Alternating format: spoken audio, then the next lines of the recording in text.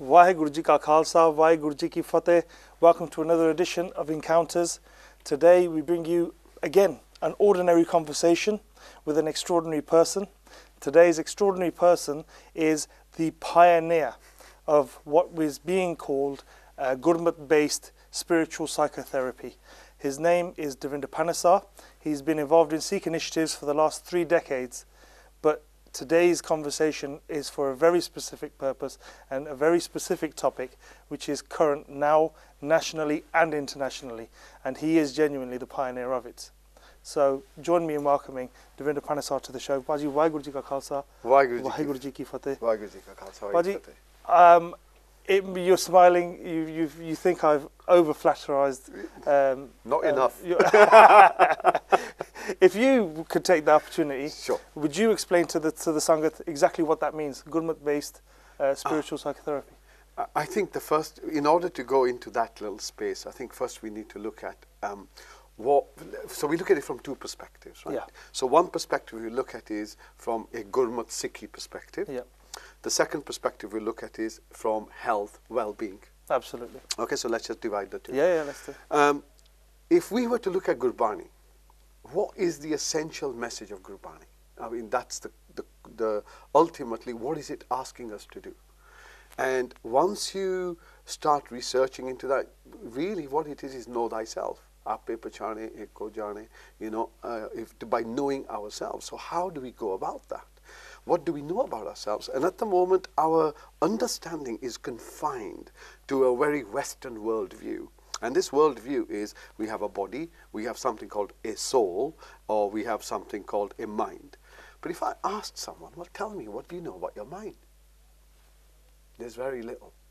In fact, in the entire Western psychology is the basis of their understanding of the mind.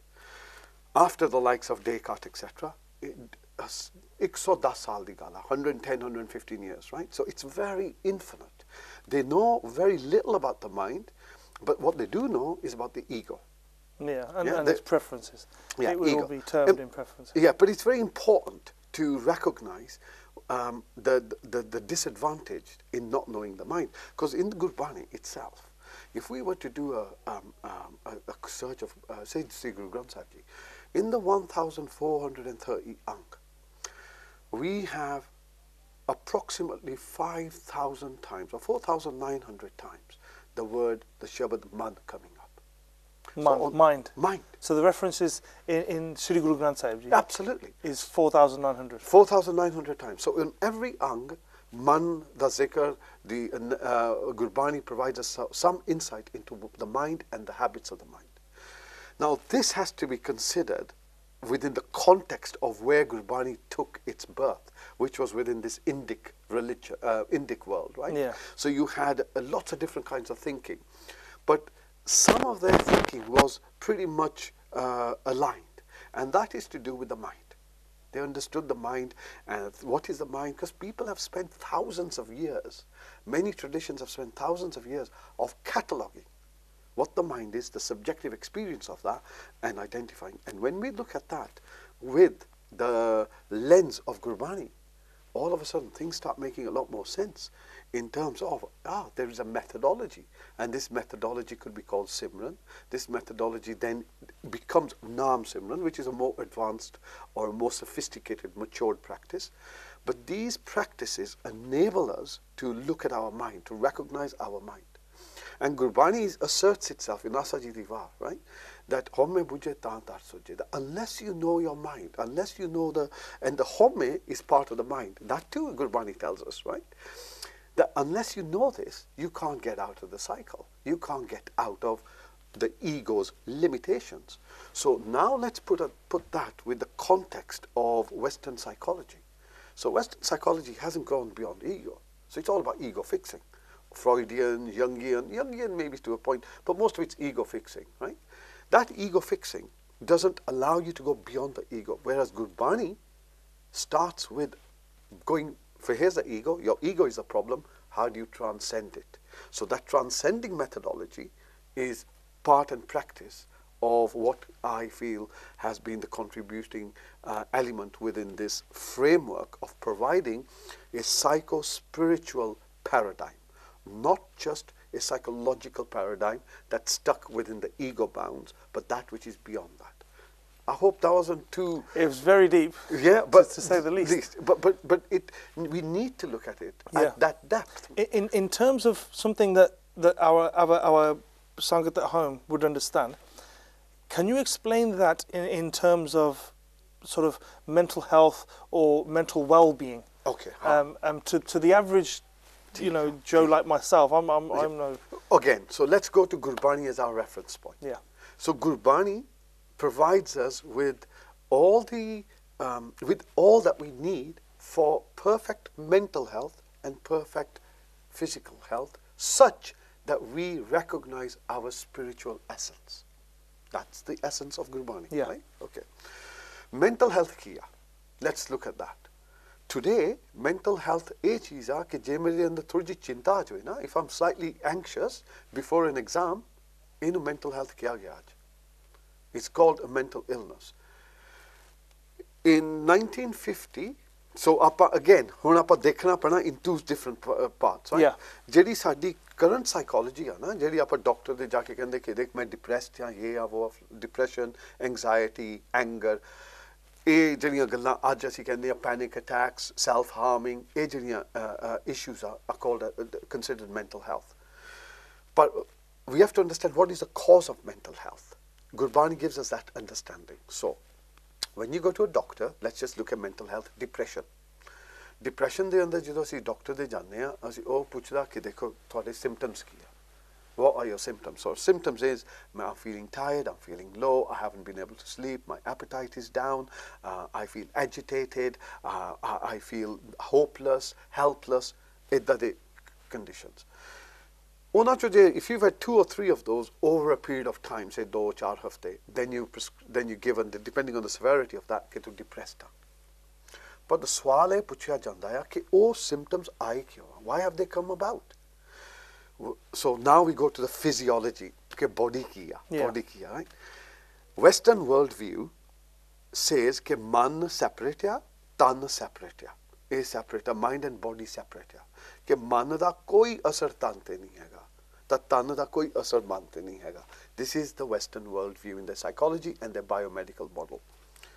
Gurbani doesn't agree with this. There's nowhere in Western thought that the mind and body are Western schooled thought that the mind and the body are one. No, because it's based on Descartes. I think, It is therefore I based am. on Descartes, yeah. Yeah, I think, therefore I am. And because I think, therefore I am, then I am my thought.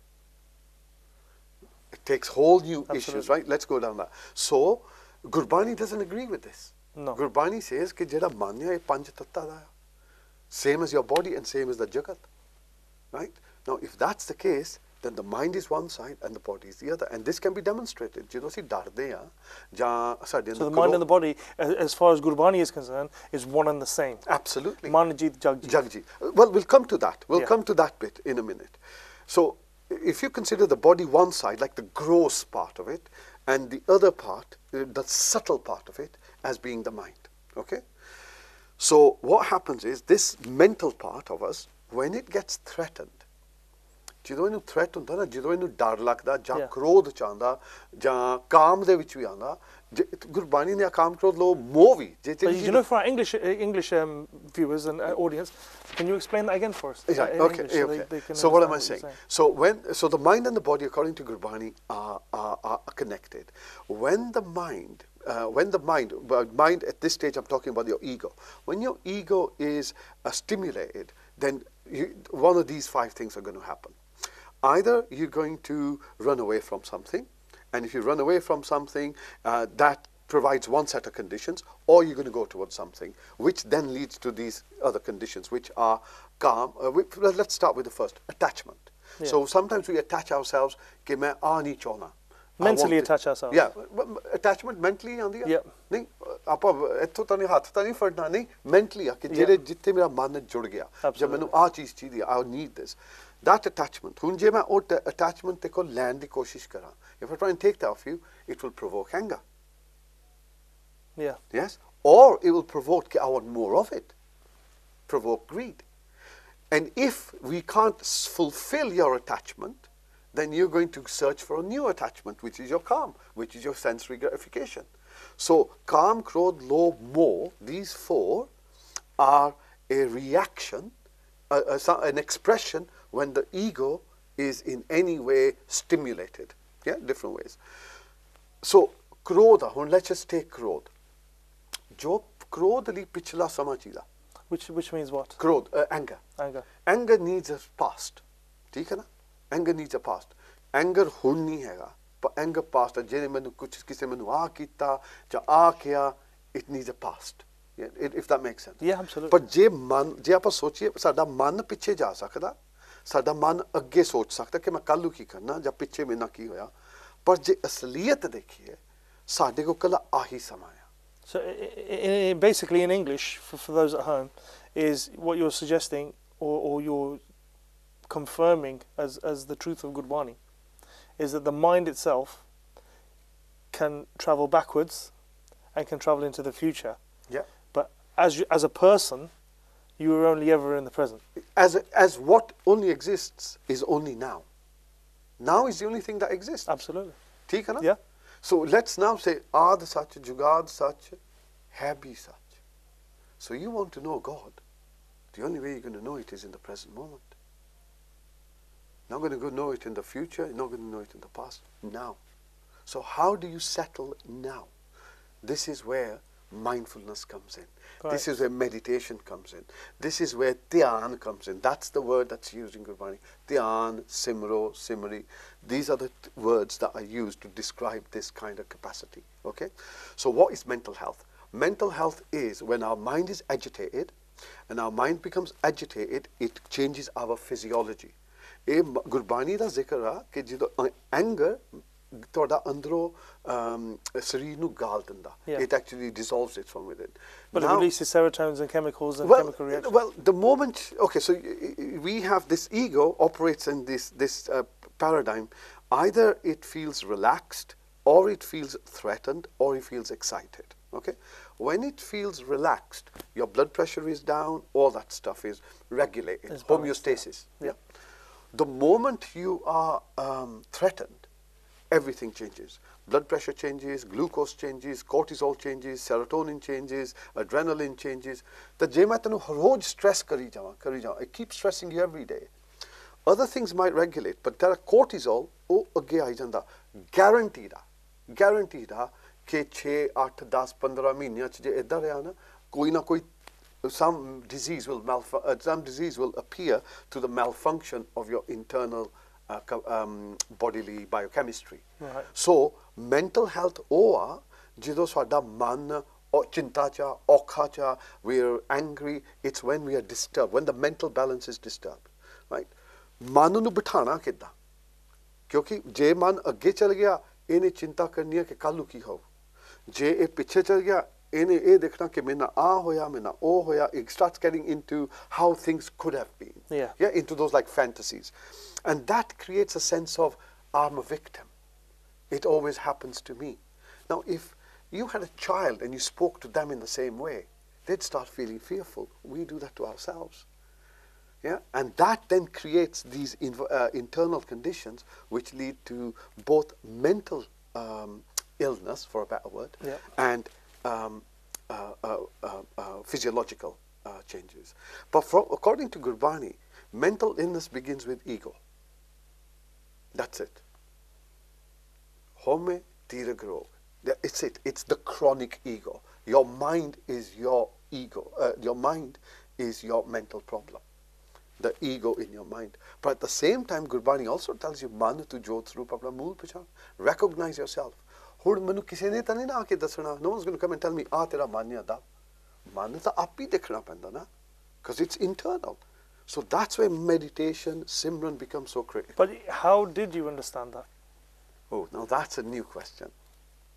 The question, okay, many years ago, there are two very significant, Ikta, Maharaj di Kirpa, Meri Amma di Ardasa, all that kind of stuff, and Mahapurkha di Sangat, right, brought me to where I have some understanding of whatever, but it's very limited.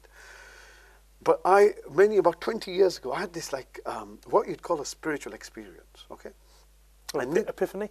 Yeah, epiphany is a good word. Epiphany is a good word. And what it was like everyone else, I understood Mool Mantra to be one thing. Okay?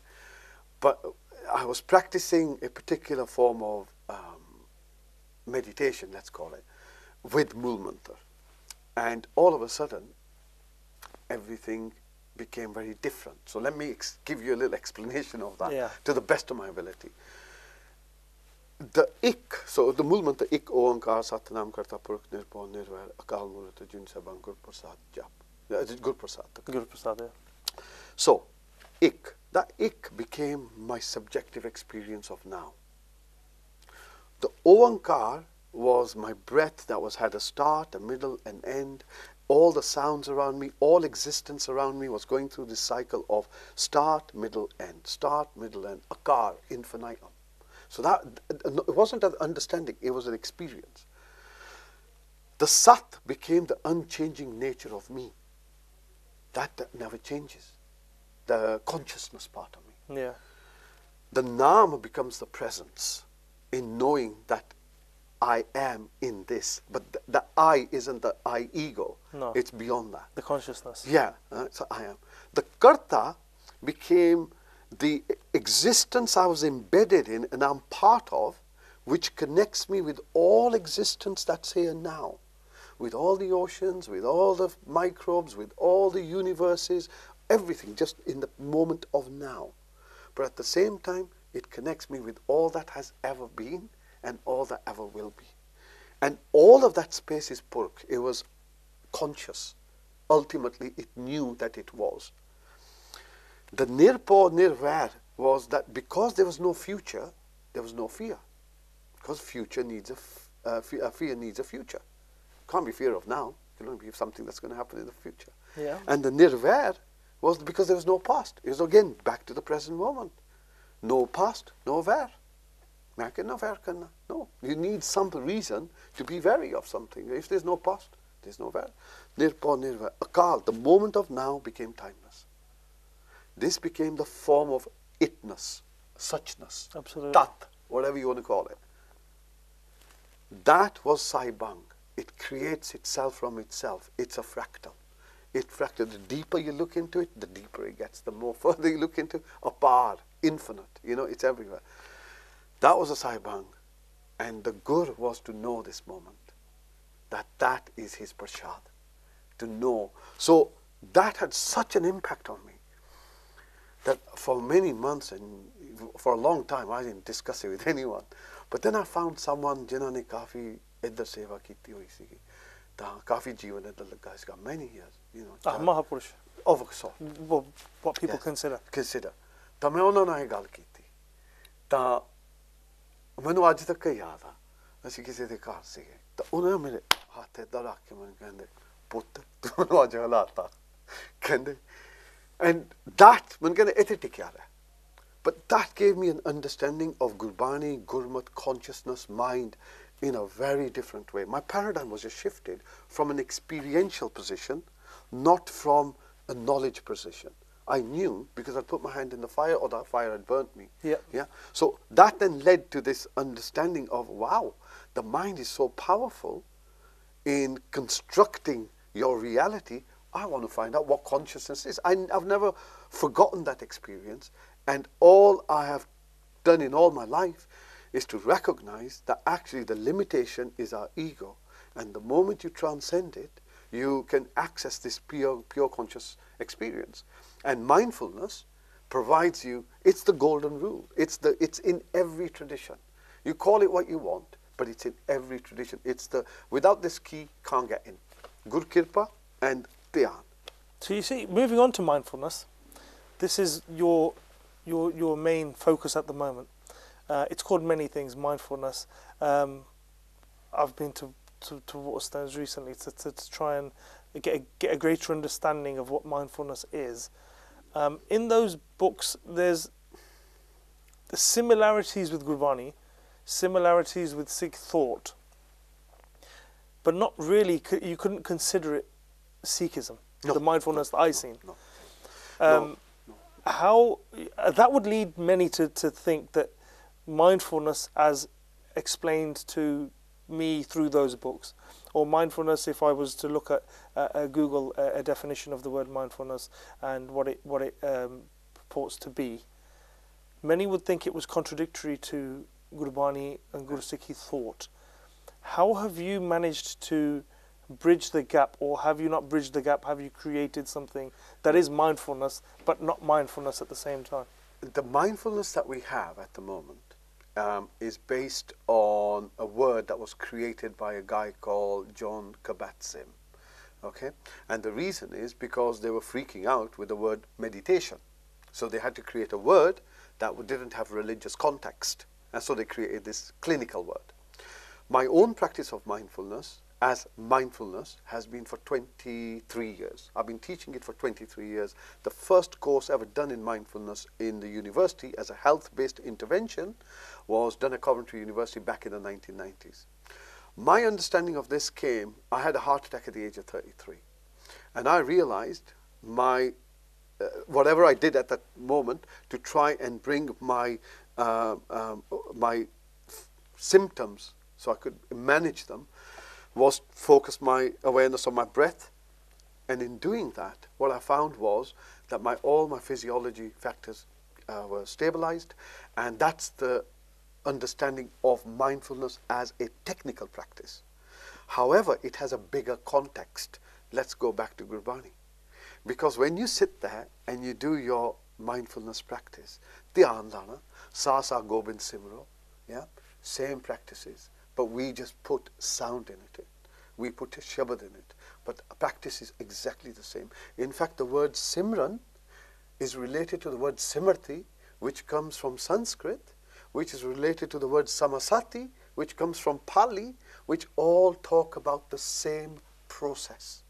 Guru Nanak has just refined it and put it without the ritualistic stuff around it. He's just defined it in a different way. Mindfulness, Simran, breath meditation, awareness training, they all have the common... when we come back to the Mool Mantra then, we're talking Ad Sach, Jugad Sach, Happy Sach, Nanak Hosi Bhi Sach. That truth was always there in different forms, will remain there, will be there in the future. And is here now. On that note then, let us go for a break. Okay. We'll come back. Okay. And this conversation was here now. It was here when we started the program, and will be here when we return. We'll see you in a moment. Join us after the break for more encounters with Davinder Panesar. Waheguru Ji Ka Khalsa, Waheguru Ji Ki Fateh.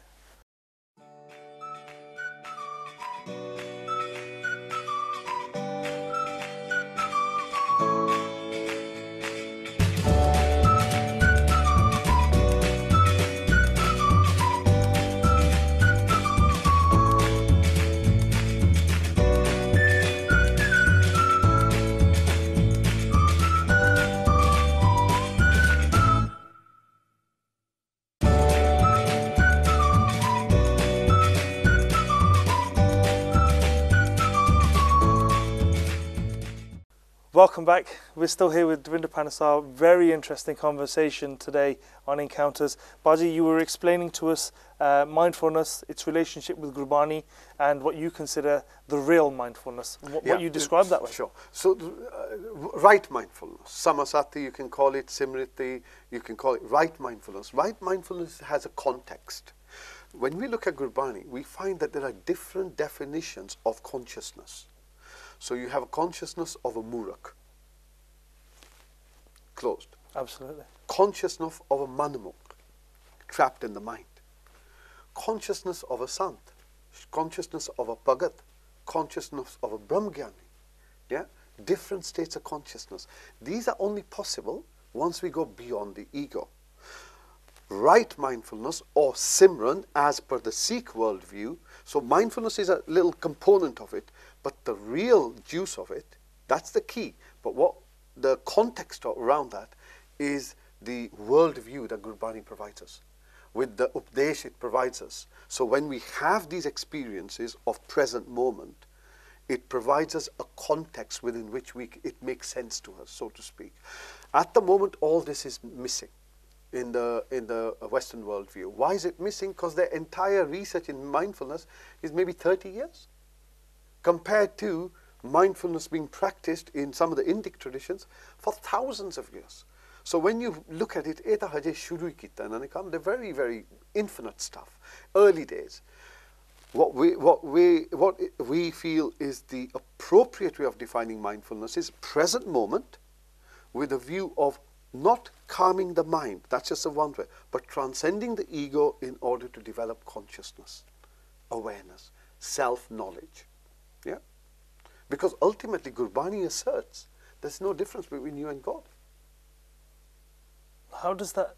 There's only ego that separates that. Absolutely. It's just a give sachara huya, give kure to tepal. How do I do this? How do I get through this? It's this little ego. That's the veil. So we have to, if you want to look at Gurbani, Gurbani is telling you, look, recognize the ego, know it's the veil, and then transcend it with Maradi Kirpa. Can't be done without Kirpa. But actually, all the understanding, Gurbani is so profound, it's a infinite lifetimes that you Tami Banda, you know, you can't. But may I change the subject slightly, but still remain within the definition of what we're talking about? Sure. The Sikh community as a whole finds itself, for want of a better phrase, traumatized by events over the last 3 decades. Sure. There are events you've lived through yourself. Sure. Would you say, it's a two-part question, would you say A, that you are traumatized by those events or have been, and B, what would you say the state of the Sikh nation that owns, for want of a better phrase, this philosophy of Gurbani or mindfulness? It belongs to us. This is our inheritance from our gurus. Has the community as a whole overcome its traumatization, and if not, why not? Look, life is trauma. Yeah, Nanak Dukhiya Sab Sansar. You know, the whole life is a trauma. Yeah, and it's how we cope with these traumas. But we can either, it's like a wound. You know, you cut yourself. Either you can keep scratching it every day, and it's never going to get better, or you can let it heal. And I think part of, so let's go now to mindfulness. Okay. Yeah. So when you begin mindfulness, when you first start, the first things that you're going to experience will be contentment and peace. You feel a bit of peace, a bit of contentment, chilled out, that kind of thing. But what you notice is certain mental states have disappeared. Anxiety, panic, those kind of things. Yeah. They start to dissolve away. But you keep practicing it, you start looking at your mind running off here, there and everywhere. The next thing that emerges out of you is daya. Compassion. Daya, compassion. Now this becomes very interesting, because without santok and without daya, there's no dharam. That's Gurbani's assertion. Absolutely. Yeah. Now you can't be forcibly there. You can't bring it out there because that's your hankar. So how do you allow daya to purgate itself? Only through contentment. जिन्नी तक मैं ऐन संतुष्ट नहीं हूं ना, मेरे अंदर दया कितना पैदा हो सकती है? How can it come unless I'm settled? So the first stage of mindfulness takes you to this stage of consciousness that you experience. This is my experience of teaching people 20 whatever years. Contentment. Out of contentment comes then daya, self-compassion. And people feel really quite sometimes shaken up when they realize how they treat themselves. Apa dujya li ta daya kar sakde. But apni daya kinni ka? Yeah, how much daya do we have when we get something wrong? How we treat ourselves? Yeah, how hard we push ourselves, sacrifice all our life and our health to collect a bank account and to collect a bit of furniture, which is going to go into a jumble sale the moment you go. So you sacrifice your life and your health, and then you try and spend that money to rebuy your health and life. You know, we've got paradigm, we've got the wrong way of approaching this. So anyway, so this compassion wakes up in you and think, oh gosh, look at the way I'm treating myself. After compassion comes ethics. Now let's talk about dharam here. So all of a sudden you'll find people who meditate will say, you know what, ਜਦੋਂ ਮੇਰੇ ਕੋ ਮਾਸ ਖਾ ਹੁੰਦਾ ਨਾ, I don't feel well. ਮੈਨੂੰ ਅੰਦਰੋਂ ਨਹੀਂ ਠੀਕ ਲੱਗਦਾ. Yeah. Why? Because they become daya. Without daya, there is none of this. It's not just about giving up meat, mate. It's because there is something here that tells you that ain't right. Right? Because you feel it. So your ethics becomes slightly reconfigured.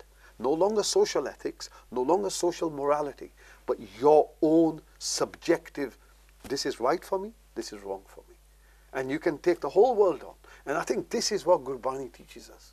Self-sovereignty, that there is a position you can take as a human being, as a dignified human being, an expression of that one Akal Purkh. You can take this where you feel something is unethical. And that's what Sikh is all about, is it not? This is when these things become very important. Why am I changing my form? Yeah? Why am I living in a world view which is dictated by others? So your ethics begin to change. From ethics, then one day you're sitting there doing your little meditation or whatever, and you think, why me? I've done nothing to deserve this. Why me? And out of that takes the birth of gratitude and humility. Nimarta ta shukrana. Fir samajh aandi thodi bahti कि जग दा सारा चलन हार कोई चीज रहंदी नहीं.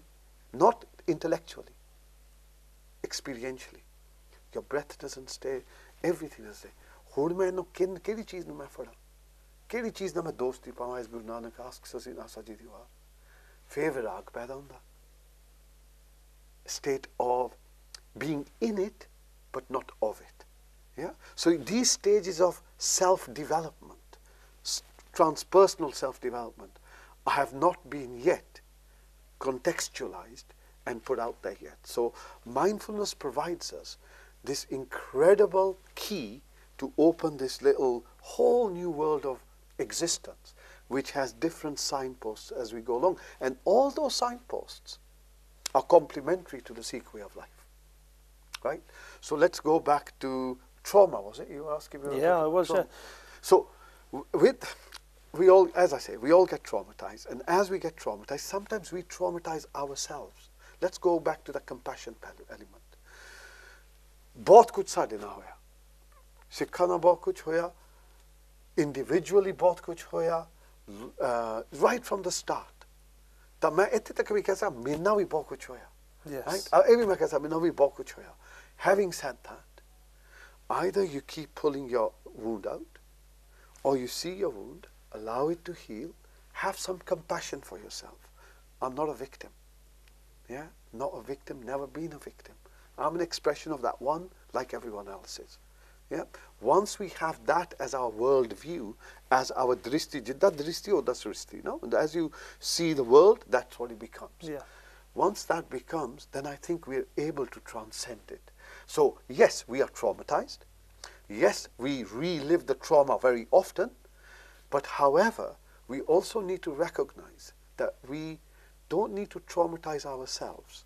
We need to recognize the trauma, recognize the injustice, do what needs to be done, but be mindful, be aware that what that trauma is doing to us. If we see pictures of people being torn apart like we're seeing in Syria every day, every day, every day, it's got to the point, first we were so shocked. Yeah. But now we become desensitized. Yeah. But when we were first shocked, you will notice your heart closed. You felt something physiologically. That's cellular, sensational memory. It just holds on to that. Now we need to deal with that sooner or later.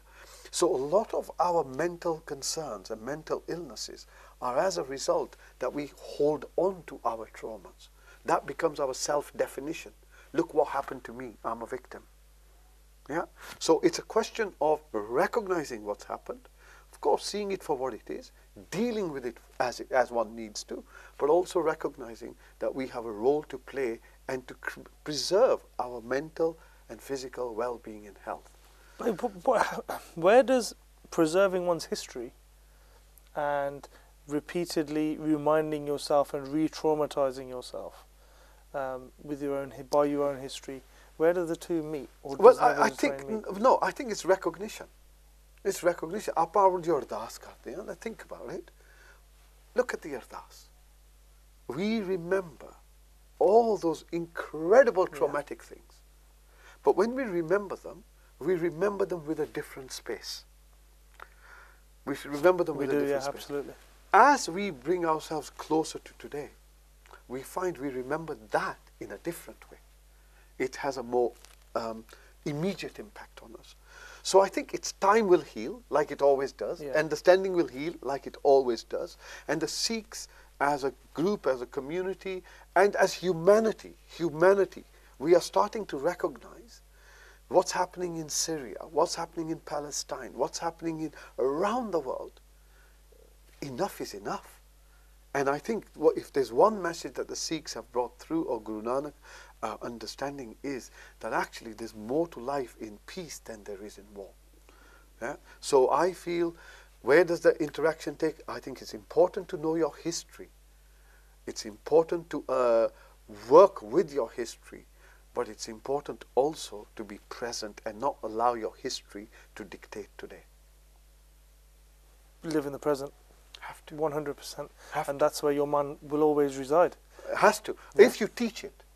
If you teach it. Let's say, for example, मैं बाहर तुरिया जाना and I got attacked. Or whatever.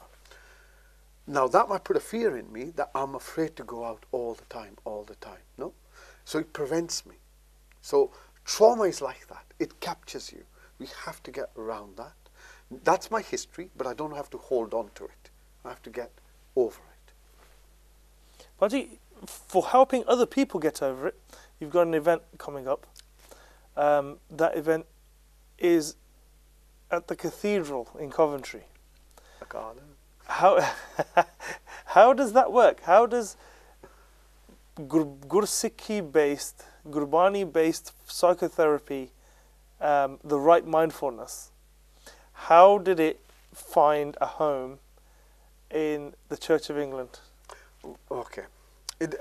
ਵੱਡੀ ਗੱਲ ਆ, ਬਹੁਤ ਵੱਡੀ ਗੱਲ ਆ ਕਿ if we think about it, ਕਿ ਜੇ ਸਾਡੇ Gurdwara, if someone came into our gurdwara from another way of life, you know, a Muslim or someone practicing Christianity or Judaism, and told us how to do our practices, we'd feel well offended. Nee? Absolutely. We'd I'm sure there would be demonstrations and protests.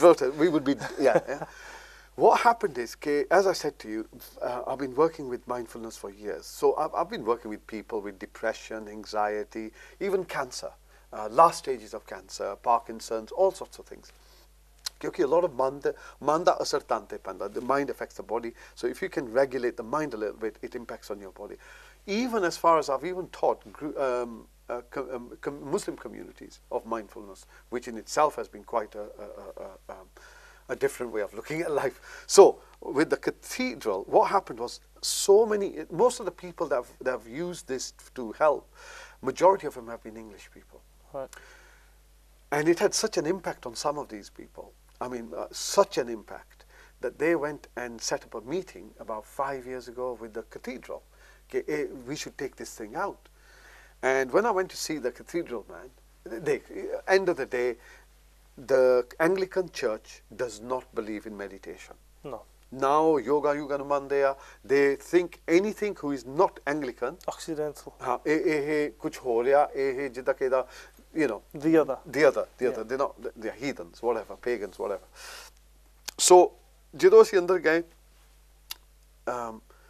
started talking to him, ਤਾਂ ਜਿਹੜੀ ਮੇਰੇ ਨਾਲ lady ਸੀਗੀ, her name's Pushi, ਉਹ ਕਹਿੰਦੀ ਕਿ ਜਿਹੜਾ ਵੀ ਅਸੀਂ ਕੰਮ ਕਰਦੇ ਨਾ, ਇਹਦਾ ਮੈਡੀਕਲ ਬਹੁਤ ਆ ਇਹਦੀ background. ਤਾਂ ਉਹ ਕਹਿੰਦਾ ਮੈਂ ਡਾਕਟਰ ਹਾਂ. The man who was talking to me, he said, I'm a medic. Now, Maharaj di Kirpa, the 2 days before that, I had been doing some filming.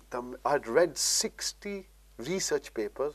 Man da tan te asar kida, man da asar tan te kida. So, मैं उन्हें सारा कुछ दसता. And वो तेना प्रभाव जा पे, and he thought, yeah, okay, कर लेने ऐसी.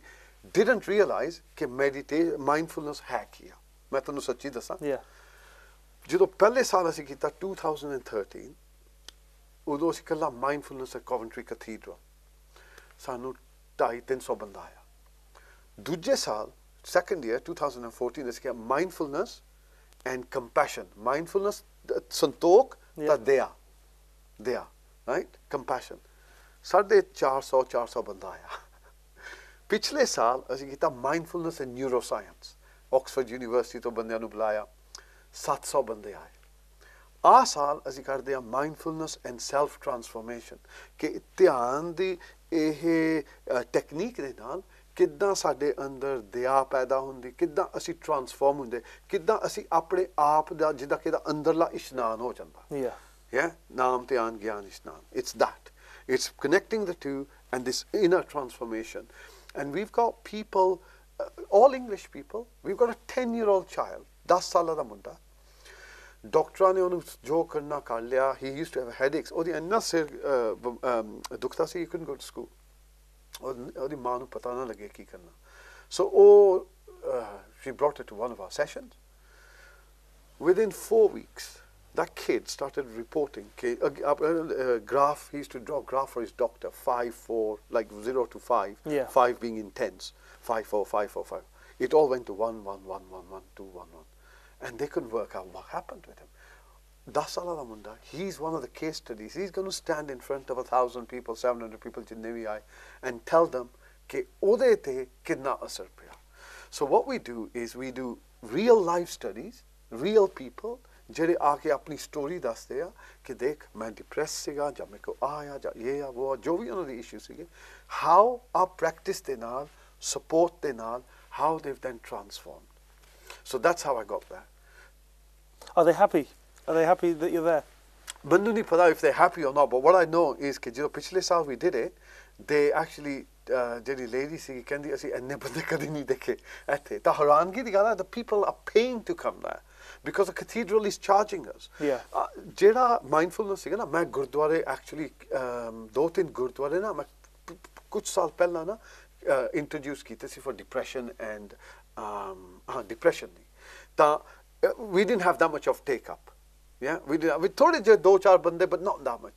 But it's like 4. But do you think because we don't have many depressed people in our community? Well, could that be the answer? ਇੱਕ ਆਇਆ, ਪਰ ਦੂਜੀ ਗੱਲ ਇਹ ਵੀ ਹੈਗੀ ਕਿ ਦੇਖ ਜਿਹੜਾ ਸਿਮਰਨ ਆ, ਜਿਹੜੀ ਸਾਡੀ ਸੰਗਤ ਆ, ਜਿਹੜਾ ਸਾਡੇ ਗੁਰਦੁਆਰੇ ਆ, very supportive. ਬਾਹਰ ਦੇਖੋ ਨਾ, ਇਹਨਾਂ ਕੋ ਕੁਛ ਨਹੀਂ ਹੈ, they have no support structures. Government ਆ ਉਹ ਵੀ ਚੋਰ ਨਿਕਲੀਆਂ, ਬੈਂਕਾਂ ਉਹ ਵੀ ਚੋਰ ਨਿਕਲੀਆਂ, ਜਿਹੜੀਆਂ ਦਵਾਈਆਂ ਆ ਉਹ ਵੀ poisonous ਨਿਕਲੀਆਂ।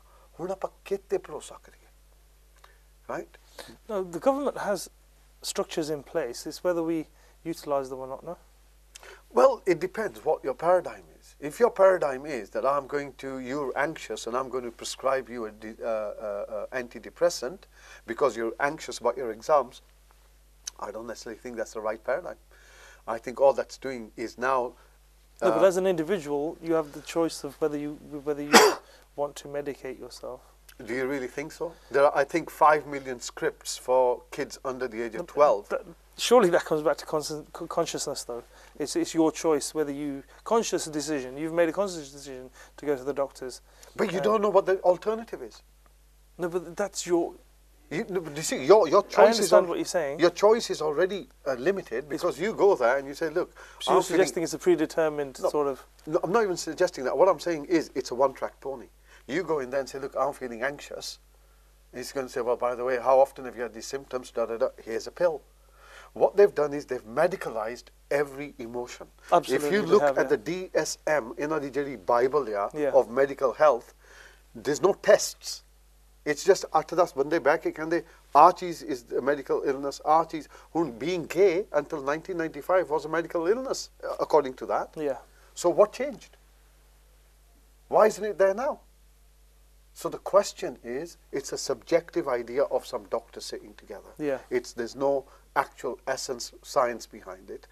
And therefore, using techniques like mindfulness and those kind of things are now providing people with a real alternative.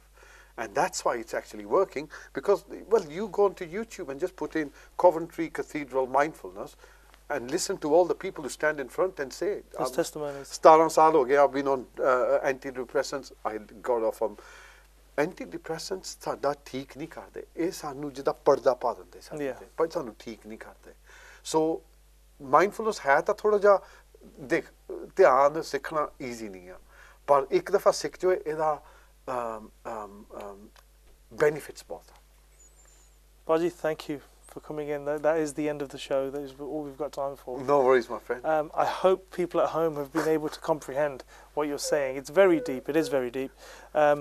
And hopefully people at home are not assuming there's a contradictory position Sure. between mindfulness and Gurbani. You've attempted to marry the two. No, I've shown them. I've shown that the thread Yeah. runs within all traditions. Dhyan to bagar, you can't do anything. Yeah. So hopefully the people at home, dhyan nahi dita hai, and understood that this is a very, very positive aspect of Sikhi, one that is non-confrontational, has the potential to really put Sarbata da Pala and humanity at its core. Absolutely. But yeah, thank you for participating in today's show. Thank you very much. And that's all we have time for this week. So join us again next week for another Encounters, another ordinary conversation with extraordinary people. Thank you. Waheguru Ji Ka Khalsa, Waheguru Ji Ki Fateh.